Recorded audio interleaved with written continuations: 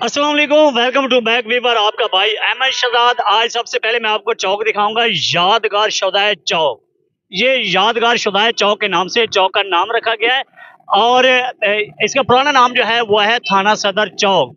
आज मेरा वीडियो बनाने का मकसद ये है कि ये मेन चौक, मेन जगह, और यहाँ पे ट्रैफिक वालों का दफ्तर भी है, पीछे सरकारी पेट्रोल पंप भी है और ये मेन शहर का चौक है। यहाँ हाँ, पूरे शहर की गाड़ियाँ यहाँ से गुजरती हैं तकरीबन। और देखिए यहाँ पे अभी तक ट्रैफिक सिग्नल नहीं लगाए गए। ट्रैफिक इशारे ना लगने की वजह से कीमती जान किसी भी वक्त जा सकती है। और मैं आज हुकूमत पंजाब और खास तौर डिप्टी कमिश्नर जंग जो है उनसे कहूंगा कि सर मेहरबानी करें, वैसे इशारे लगवाए थे वो आज तक नहीं चले, मगर मैं फिर भी ये कहूंगा कि यहाँ पे इशारे नहीं है। ये देखे, ये चौक है, यहाँ एक भी इशारा नहीं है। अगर अल्लाह ना करे कोई एक्सीडेंट होता है, कोई कीमती जान जो है वो जाया हो जाती है, वो मर जाता है बेचारा। तो